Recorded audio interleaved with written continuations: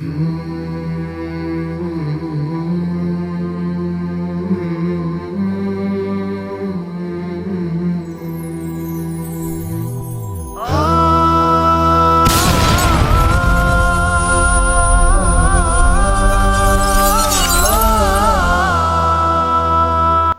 علیکم ورحمۃ اللہ وبرکاتہ۔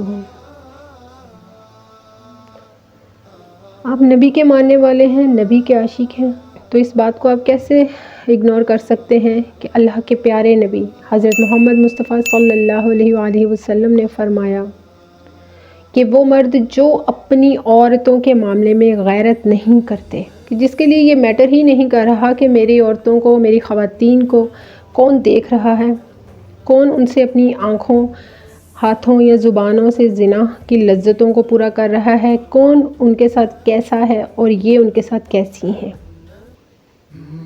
یہ ان مردوں کی کیٹیگری ہے جن پر یہ چیز کوئی اثر نہیں کرتی کہ وہ اپنی عورتوں کے معاملے میں کیسی غیرت رکھتے ہیں۔ یاد رکھیے، اللہ سبحانہ وتعالیٰ ایسے مردوں سے سخت نفرت کرتا ہے جن کو اس چیز کی کوئی پرواہ نہیں کہ ان کی عورتیں کہاں اٹھ رہی ہیں، کہاں بیٹھ رہی ہیں، کن مردوں سے گپ شپ کر رہی ہیں، کیسے لوگوں کے ساتھ اس کے میل جول ہیں اور کیسے راستوں پر اس کا آنا جانا ہے۔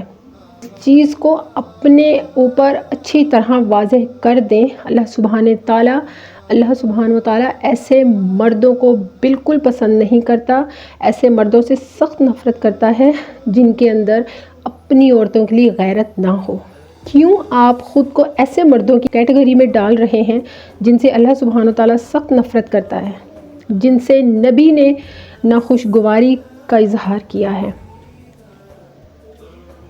آپ کیسے کہہ سکتے ہیں کہ آپ کی عورتیں جو بھی کر رہی ہیں وہ اپنے اعمال کی خود ذمہ دار ہیں؟ کیا آپ کے لیے یہ بات کوئی میٹر نہیں کرتی کہ ایسے لوگ جنت میں داخل نہیں کیے جائیں گے، ایسے لوگ جنت میں داخل نہیں ہوں گے؟ جبکہ آپ پر واضح کر دیا گیا ہے کہ ٹوم بوائے ٹائپ عورتوں کو جنت میں داخل نہیں کیا جائے گا، جو عورتیں ہونے کے باوجود اپنے حلیے میں، اپنے لباس میں، اپنی چال ڈھال میں یا اپنے بولنے کے انداز میں مردوں کی مشابہت رکھتی ہیں۔ ایسی عورتوں کے معاملے میں آپ کیسے اپنی غیرتوں کو ایک طرف پھینک سکتے ہیں؟ ایسے مردوں سے اللہ سبحانہ وتعالیٰ سخت نفرت کرتا ہے۔ اپنی خواتین کو، اپنے گھر کی عورتوں کو بہترین غیرتوں کے پردوں میں رکھیے تاکہ اللہ سبحانہ وتعالیٰ کی نفرت اور غیظ و غضب سے آپ خود بھی بچیں اور وہ بھی محفوظ رہ سکیں۔ اس قسم کی اجازت مت دیجیے اپنی عورتوں کو۔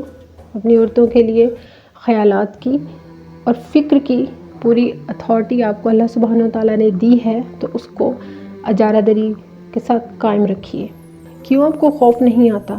اپنی عورتوں کے معاملے میں اللہ سبحانہ وتعالیٰ کی نفرتوں سے دور رکھیے، خود کو ایسی کیٹیگری سے دور لے جائیے جو اللہ کی نفرت حاصل کرنے والے لوگوں کی ہے۔ اللہ سبحانہ وتعالیٰ آپ کو خیر و برکت سے جوڑے۔ مجھے دعاؤں میں یاد رکھیے گا۔ جزاک اللہ خیر و بارک اللہ فیک۔